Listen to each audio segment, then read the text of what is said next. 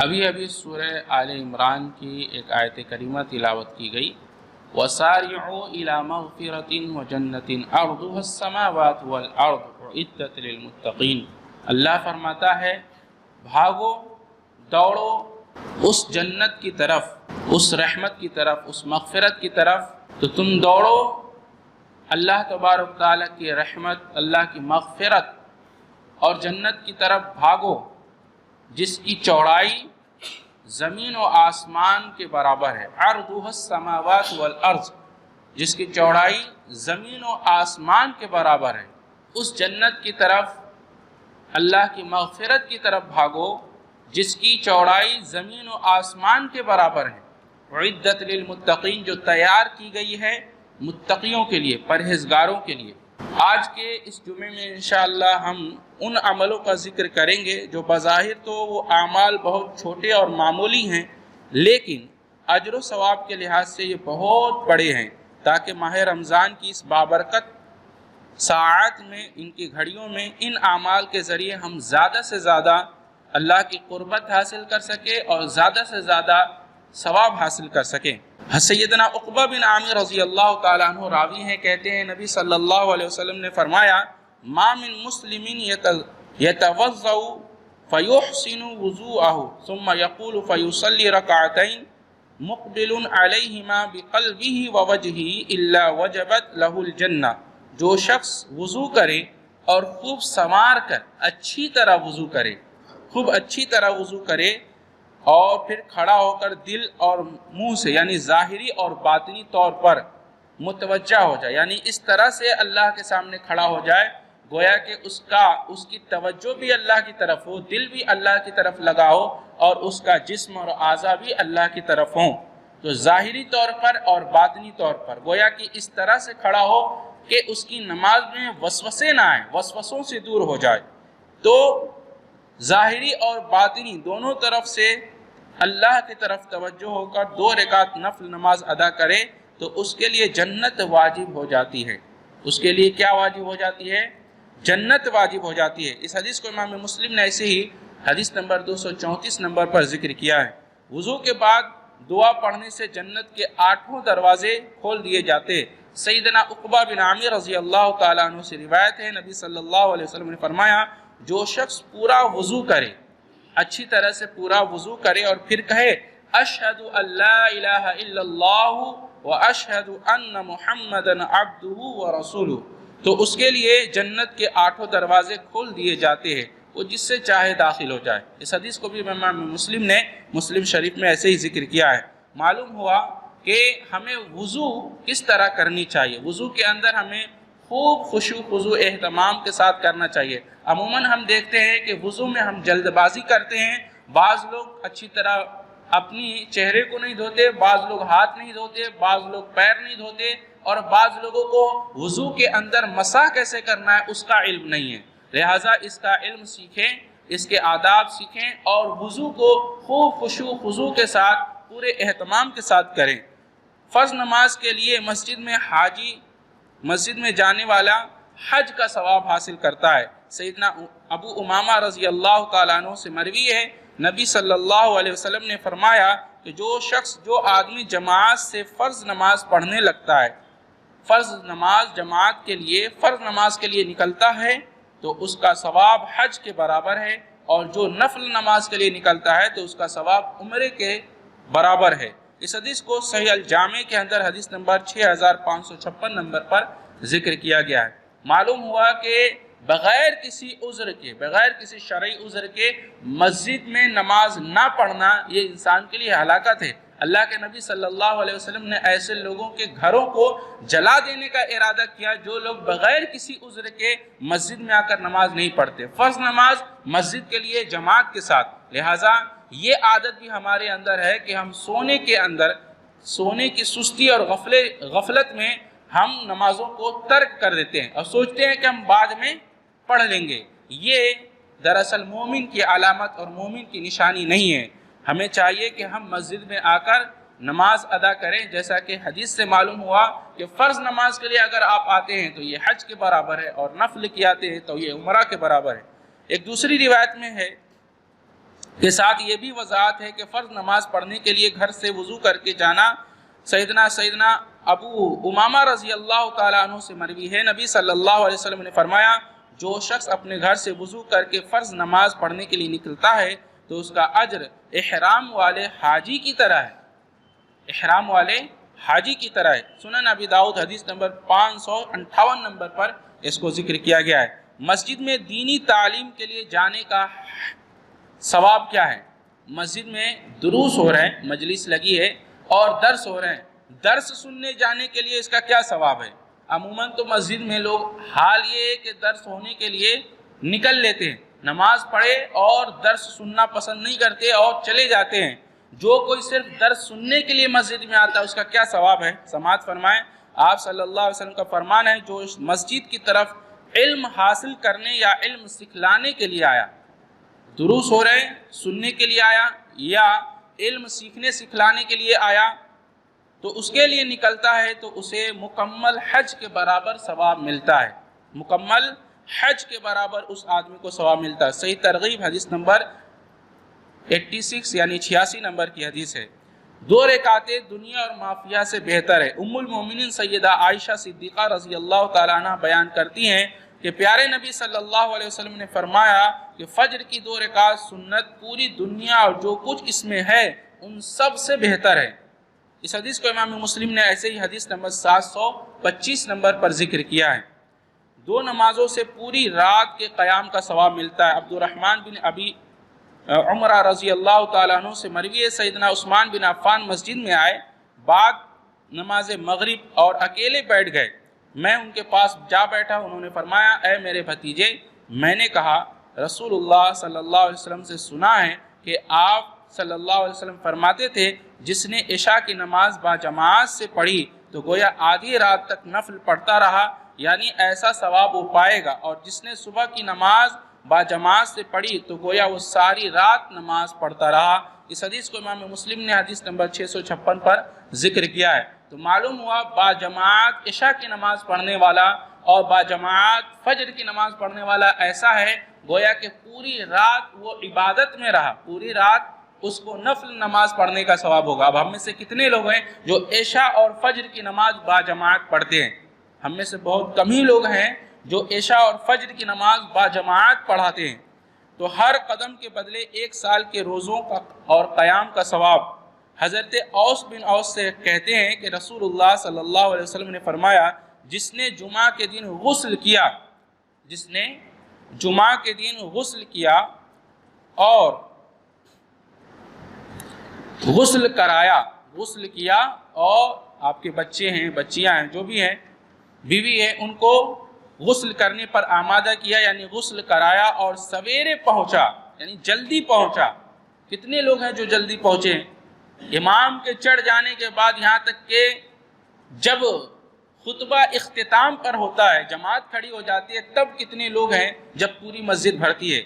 تو آپ فرما رہے ہیں کہ جو شخص جمعہ کے دن غسل کیا اور غسل کرایا اور سویرے پہنچا، جلدی پہنچا اور شروع سے خطبہ میں شریک رہا۔ کب سے شریک رہا خطبہ میں؟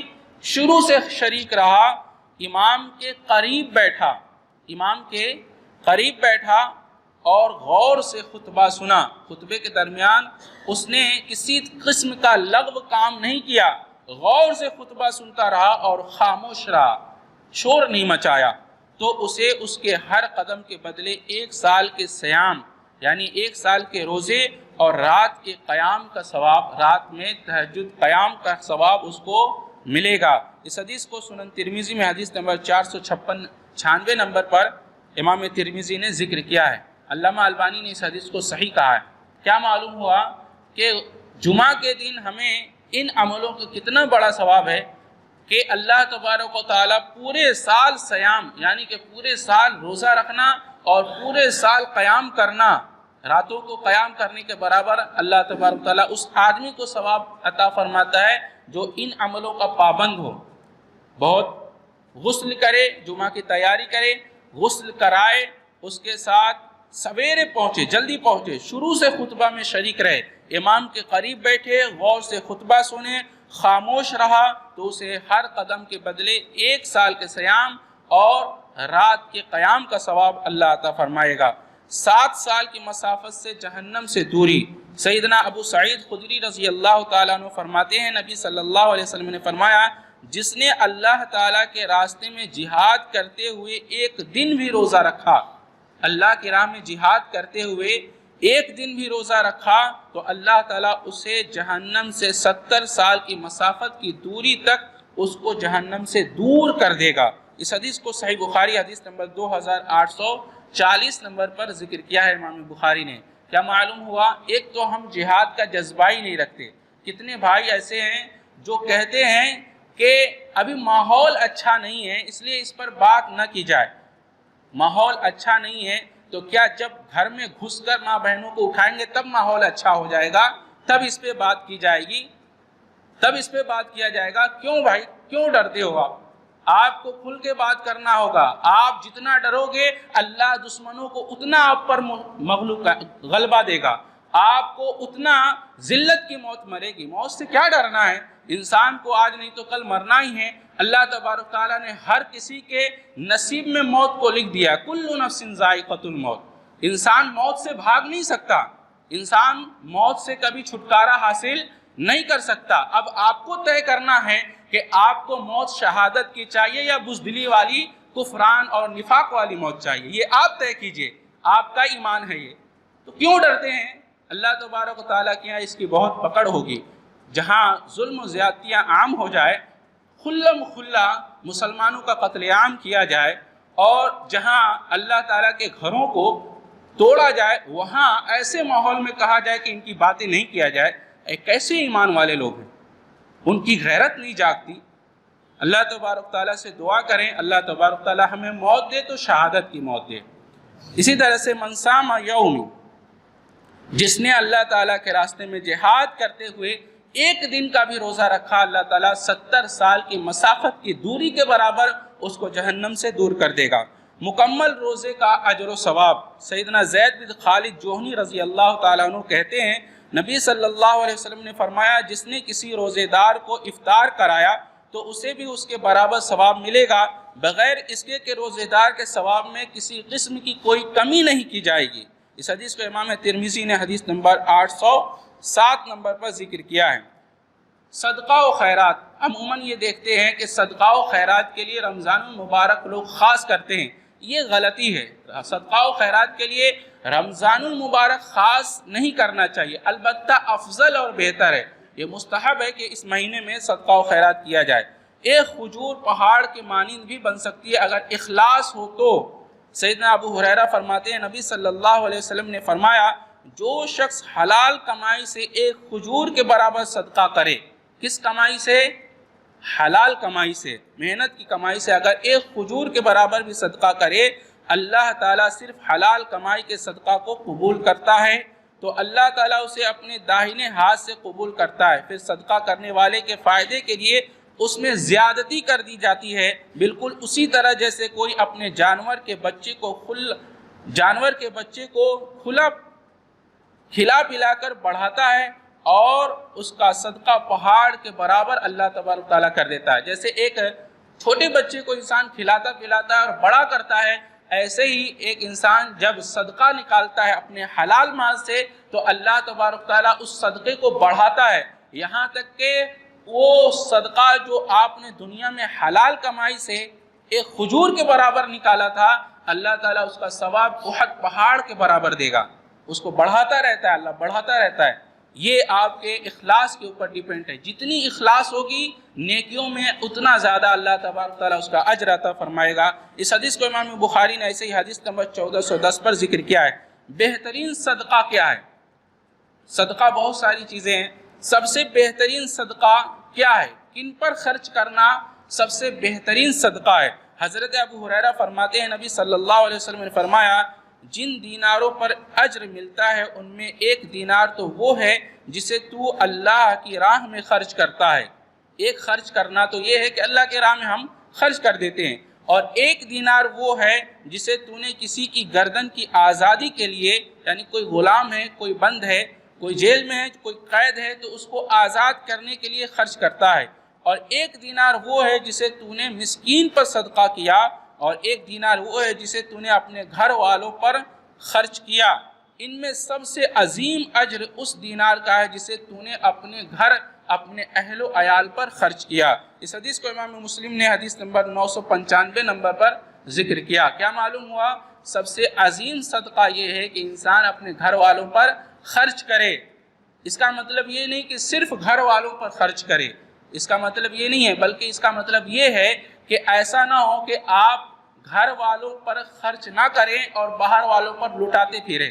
اس کا مطلب یہ ہے کہ آپ اپنے گھر والوں کی ضروریات کا خیال کرتے ہوئے باہر بھی خرچ کریں۔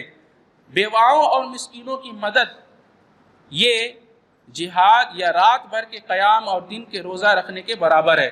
حضرت ابو ہریرہ فرماتے ہیں نبی صلی اللہ علیہ وسلم نے فرمایا بیواؤں اور مسکینوں کے کام آنے والا یعنی ان کی مدد میں لگنے والا، بیوہ کہاں ہیں، مسکین کون ہیں، ان کو تلاش کیا جائے، ایسے گھر ڈھونڈے جائیں۔ محلے میں آپ جہاں رہتے ہیں کون سا گھر بیواؤں کا ہے، کون سا گھر مسکینوں کا ہے؟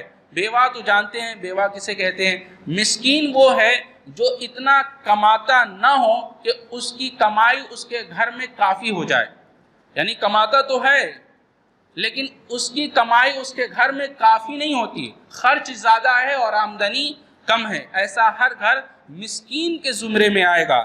تو فرماتے ہیں بیواؤں اور مسکینوں کے کام آنے والا، ان کی مدد کرنے والا اللہ کے راستے میں جہاد کرنے والے کے برابر ہے، یا رات بھر عبادت اور دن کو روزہ رکھنے والے کے برابر ہے۔ اس حدیث کو امام بخاری نے ایسے ہی بخاری میں حدیث نمبر 5353 نمبر پر ذکر کیا ہے۔ تو معلوم ہوا کہ ہمیں اپنے روزوں کو اچھا بنانا ہے تو ان میں کم از کم یہ عمل کریں کہ ایسے گھر تلاش کریں کہ کون سے گھر بیوہ کے ہیں اور کون سے گھر یتیموں کے ہیں، کون سے گھر مسکینوں کے ہیں، پھر ان کی کفالت کی ذمہ داری اٹھائیں۔ عموماً ہم یہ دیکھتے ہیں کہ ہمارے معاشرے میں تقریباً 70-75% لوگوں کی صاحب حیثیت کی ہے، اور وہاں پر 20-30% لوگ ایسے ہیں جو مسکین اور بیوہ کے ہیں، لیکن یہ 70% لوگ بھی ان 30% لوگوں کا خیال نہیں رکھ پا رہے ہیں۔ یہ ہمارا ایمان ہے، یہ ہمارے ایمان کی حقیقت ہے کہ ہم ان 30% لوگوں کا خیال نہیں رکھ پا رہے ہیں۔ ہر آدمی اپنے معاشرے کے اندر دیکھ لے کہ کون سا گھر بیوہ یا مسکین اور یتیم کا ہے، ایک آدمی اٹھے صاحب حیثیت اور کہہ دے کہ ہم تیری تمام کی تمام ضروریات کی ذمہ داری ہم اٹھا لیتے ہیں۔ ہم ایک آدمی اپنے 1 سال کی زکوٰۃ سے ایک گھر کو چلا سکتا ہے، ایک گھر کو دیکھ سکتا ہے، لیکن ایسا ہم نظام نہیں بنا رہے ہیں۔ ہمارا نظام ہی سب الٹا سلٹا ہے، جو جہاں چاہتا ہے جو چاہتا ہے خرچ کر دیتا ہے۔ ہمیں چاہیے کہ اپنے انتظام اور نظام کے ساتھ چلیں۔ ہماری ماں بہنیں مسلمان ہیں، نقاب لگا لگا کر روڈ پہ گھومتی ہیں، کیا اچھا لگتا ہے؟ یہ غیرت ہے مسلمانوں کی؟ جس مسلمان کے اندر زکوٰۃ جیسا نظم ہو وہاں کی ماں بہنیں نقاب لگا کر روڈوں کو بھیک مانگے، غیرت آتی ہے؟ غیرت آتی کہ نہیں؟ ایمان والوں کو غیرت آتی ہے۔ تو ایسے لوگوں کو آپ تلاش کریں اور ان کی ذمہ داری اٹھا لیں کہ سال بھر کی تیری خرچ کی ذمہ داری میرے اوپر۔ 1 سال انسان ایک صاحب حیثیت اگر اپنی زکوٰۃ کی رقم نکال لے تو ایک گھر کی کفالت کر سکتا ہے بآسانی کے ساتھ، لیکن ایسا ہو نہیں رہا۔ حسن اخلاق اور معاملات یہ بھی بہت اہم ہے۔ حضرت ابو درداء رضی اللہ تعالیٰ عنہ فرماتے ہیں نبی صلی اللہ علیہ وسلم نے فرمایا کیا میں تمہیں ایسی چیز کے بارے میں نہ بتا دوں جو درجہ میں نماز، روزہ اور صدقہ سے بھی افضل ہے؟ صحابہ نے عرض کیا کیوں نہیں یا رسول اللہ، میں ضرور بتائیں۔ آپ نے فرمایا وہ آپس میں میل جول کر دینا، آپس میں میل جول کے رہنا اور میل جول کرا دینا، صلح کرا دینا، اس لیے کہ آپس کی پھوٹ دین کو مونڈنے والی ہے۔ آپس کی پھوٹ، آپس کی اختلاف، آپس کے انتشار یہ کیا ہے؟ دین کو گنجا کر دیتی ہے۔ اس حدیث کو سنن ترمذی حدیث نمبر 2509 پر ذکر کیا ہے۔ ہمارے یہاں کیا ہے؟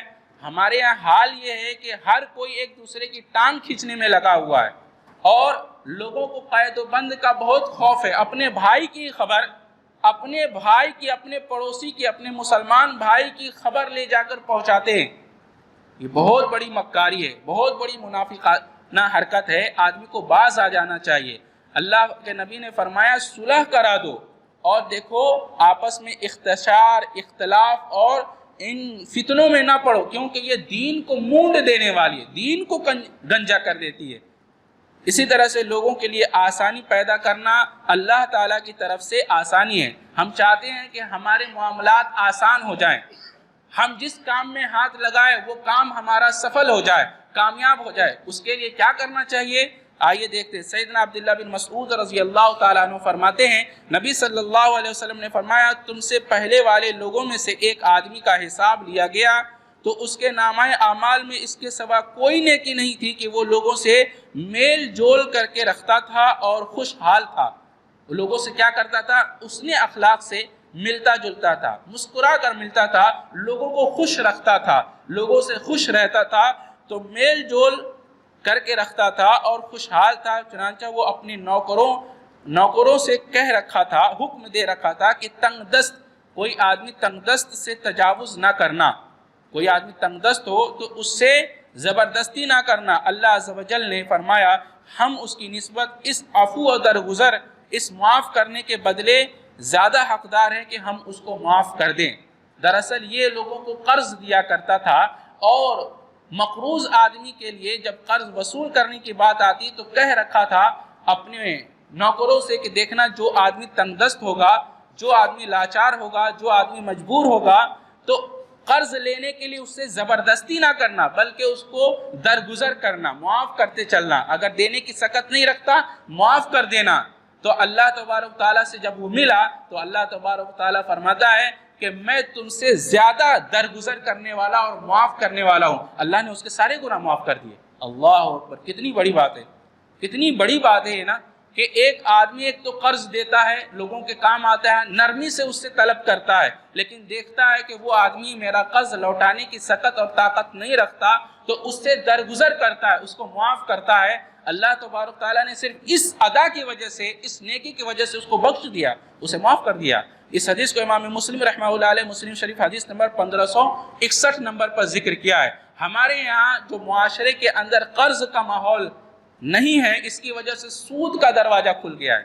سود کیوں پنپ رہا ہے؟ سود کیوں آگے بڑھ رہا ہے؟ لوگ سود میں ملوث کیوں ہو رہے ہیں؟ کیونکہ جن کے پاس مال ہے وہ مجبور آدمی کو قرض نہیں دے رہے ہیں، مجبور آدمی کو قرض نہیں دیتے، مجبور آدمی مجبور ہو کر قرض کے طور پر سود اٹھاتا ہے، اور اس طرح وہ اور نیچے سے نیچے چلا جاتا ہے۔ سود کو لوٹانے میں پھر 1 کا 3 دینا پڑتا، اس وجہ سے وہ اور زیادہ مجبور ہوتا جاتا ہے۔ تو ایسے جتنے لوگ ہیں جو صاحب حیثیت ہیں، جو لوگوں کو قرض دے سکتے تھے اور نہیں دیے، اللہ تعالیٰ کی پکڑ ہوگی ایسے لوگوں کی۔ اور جو انہوں نے قرض دیا اور سکت نہیں رکھا کہ میں واپس کر سکوں، کسی کو قرض دیا آپ نے اور دیکھتے ہیں کہ وہ آدمی واپس کرنے کی طاقت نہیں رکھ رہا، تو اس حدیث کے ضمن میں آپ اس کو معاف کر دیجئے، اللہ آپ کو اس قرض کا بہترین بدلہ دے گا، اللہ تعالیٰ آپ کے گناہ معاف کر دے گا۔ تو فرماتے ہیں میں تم سے زیادہ حقدار ہوں کہ میں تمہارے گناہ بخش دوں، تم میرے بندوں کو معاف کرتا تھا، میں نے تجھے معاف کر دیا۔ اللہ اکبر! اس کے بعد سیدنا ابو دردہ رضی اللہ تعالیٰ عنہ سے ایک روایت ہے، نبی صلی اللہ علیہ وسلم نے فرمایا، قیامت کے دن مومن کے میزان میں، مومن کے میزان جانتے ہیں؟ ترازو، جس میں لوگوں کے اعمال تولے جائیں گے، تو لوگوں کے میزان میں سب سے بھاری وزن کون سی نیکی کی ہوگی؟ آپ نے فرمایا حسن اخلاق، بہترین اخلاق۔ سب سے بھاری وزن اگر کوئی چیز کی ہوگی تو وہ ہے حسن اخلاق۔ اس حدیث کو امام ترمذی رحمہ اللہ علیہ حدیث نمبر 2022 پر ذکر کیا ہے۔ توحید کی وزن ہے، لیکن توحید اس آدمی کے اندر ہو ہی نہیں سکتی جو بد اخلاق ہو۔ اخلاق اور توحید دونوں لازم و ملزوم ہیں۔ لازم و ملزوم سمجھتے ہیں کس کو کہتے ہیں؟ سورج نکلے گا تو روشنی ہوگی، سورج نہیں نکلے گا تو روشنی نہیں ہوگی۔ سورج اور روشنی دونوں لازم و ملزوم ہیں۔ سورج کے ساتھ روشنی لگا ہوا ہے، سورج کے بغیر روشنی نہیں ہوگی۔ یہی حال ہے لازم اور ملزوم۔ سورج نکلے گا تو ضرور بھی ضرور اس کی روشنی ہوگی، یہی حال ہے، اس کو کہتے ہیں لازم و ملزوم۔ تو جہاں توحید ہوگا وہاں اخلاق ہوگا، اور جہاں اخلاق نہیں ہوگا وہاں توحید نہیں ہوگا۔ سمجھ میں آ رہا؟ تو سب سے زیادہ میزان میں، ترازو میں بھاری چیز، بھاری نیکی حسن اخلاق ہے، بہترین اخلاق ہے۔ اس کے بعد سیدنا ابو ہریرہ رضی اللہ تعالیٰ عنہ فرماتے ہیں، نبی صلی اللہ علیہ وسلم فرمایا، جنت میں 100 درجے جنہیں اللہ تعالیٰ نے اپنے راستے میں جہاد کرنے والوں کے لیے تیار کیا ہے۔ یہ 100 درجے کن کے لیے اللہ نے تیار کیا ہے؟ اللہ کی راہ میں جو جہاد کرتے ہیں۔ ہر 2 درجوں کے درمیان اتنا فاصلہ ہے جتنا آسمان و زمین کے درمیان فاصلہ ہے، ہر 2 درجوں کے درمیان۔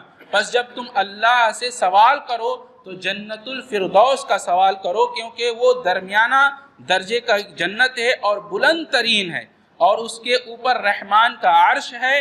اسی سے جنت کی نہریں نکلتی ہیں، یہی سے جنت کی نہریں پھوٹتی ہیں۔ اس حدیث کو امام بخاری نے حدیث نمبر 7423 نمبر پر ذکر کیا ہے۔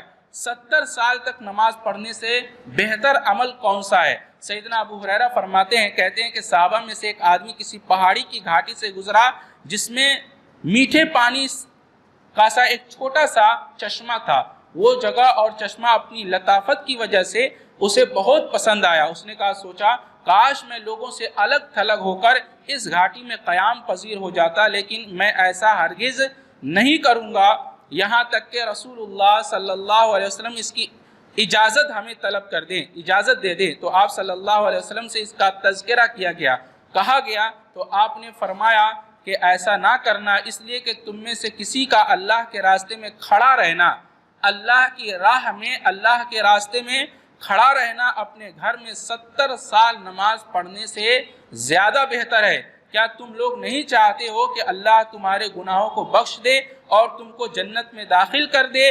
اللہ کی راہ میں جہاد کرو۔ جس نے اللہ کی راہ میں 2 مرتبہ دودھ دوہنے کے درمیان کے وقفہ اور وقت کے برابر جہاد میں شریک رہا، جہاد کیا، تو اس کے لیے جنت واجب ہو گئی۔ اس کے لیے کیا واجب ہو گئی؟ اس کے لیے جنت واجب ہو گئی۔ سنن ترمذی حدیث نمبر 1615۔ کتنے دیر تک جہاد میں شریک رہنا ہے؟ 2 مرتبہ دودھ دوہنے کے برابر۔ مثلا 1 مرتبہ دودھ دو 10 منٹ، 2 مرتبہ 20 منٹ۔ اگر 20 منٹ کے برابر بھی کوئی آدمی جہاد کی راہ میں نکلا اور جہاد کے راستے میں شریک رہا تو ایسے آدمی کے اوپر جنت واجب ہو گئی۔ یہ نبی فرما رہے ہیں۔ شب قدر میں حجر اسود کے سامنے قیام کرنے سے بہتر عمل کون سا ہے؟ سیدنا ابو ہریرہ فرماتے ہیں، نبی صلی اللہ علیہ وسلم نے فرمایا، ایک گھڑی اللہ کے راستے میں کھڑا رہنا، ایک گھڑی اللہ کے راستے میں کھڑا رہنا لیلۃ القدر میں حجر اسود کے سامنے قیام کرنے سے افضل عمل ہے۔ لیلۃ القدر میں، وہ بھی کہاں پہ؟ حجر اسود، مکہ کے اندر قیام کرنے سے افضل ہے کون سا عمل؟ ایک گھڑی اللہ کے راستے میں جہاد میں شریک رہنا۔ اس حدیث کو صحیح ابن حبان میں حدیث نمبر 4603 نمبر پر ذکر کیا گیا ہے اور اس کی سند صحیح ہے۔ محض ایک قے پر شہید کا اجر۔ سیدہ ام حرام فرماتی ہیں، کہتی ہیں، جہاد کے دوران سمندر میں جسے چکر آئے اور قے آ جائے تو اسے 1 شہید کا اجر ملتا ہے، اور جو اس میں ڈوب جائے اسے 2 شہیدوں کا اجر ملتا ہے۔ لیکن یاد رہے، جہاد کے میدان میں جہاد کے لیے وہ نکلا ہو۔ اس حدیث کو امام ابو داؤد نے حدیث نمبر 2493 نمبر پر ذکر کیا ہے۔ اللہ سے دعا ہے اللہ تبارک تعالی ہمیں ان تمام اعمال کے کرنے کی توفیق عطا فرمائے۔ اللہ تبارک تعالی ان تمام عبادات میں ہمیں اخلاص اور سنت کو ملحوظ رکھنے کی توفیق عطا فرمائے۔ اللہ تعالی ہمارے عملوں کو اپنے فضل، اپنے کرم سے قبول فرمائے۔ یا رب العالمین، ہم نے خطائیں اور گناہ کیے ہیں، یا رب العالمین تو بڑا بخشنے والا اور رحم کرنے والا ہے۔ یا رب العالمین ہمارے گناہوں کو معاف فرما، ہمارے اوپر رحم فرما۔ یا رب العالمین یا ارحم الراحمین، ہم سب کو ایک بنا، ہم سب کو نیک بنا۔ یا رب العالمین ہمارے دلوں میں ایک دوسرے کے لیے ایسی محبت پیدا فرما جیسے صحابہ کرام میں محبت پیدا فرمائی تھی۔ یا رب العالمین ہم سب کو ہر قسم کے فتنے، ہر قسم کی تنگی، ہر قسم کے فسادات اور ہر قسم کی پریشانیوں سے دور فرما۔ یا رب العالمین ہم سب کو دنیا میں بھی اور آخرت میں بھی کامیابی عطا فرما۔ ہمیں ہر قسم کے عذاب سے ہماری حفاظت فرما۔ یا رب العالمین، یا رب العالمین ہمیں اپنی زندگی اس طرح گزارنے کی توفیق عطا فرما جس سے تیری رضا مل جائے۔ یا رب العالمین یا ارحم الراحمین ہم سب کو عذاب جہنم سے حفاظت فرما۔ یا رب العالمین عذاب قبر سے ہم سب کی حفاظت فرما۔ یا رب العالمین ہم سب کو تو محمد رسول اللہ صلی اللہ علیہ وسلم کے ہاتھ سے جام کوثر عطا فرما۔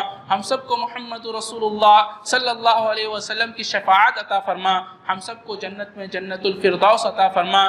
ہم سب کو تو جنت میں اپنا دیدار نصیب فرما۔ وآخر دعوانا الحمدللہ رب العالمین۔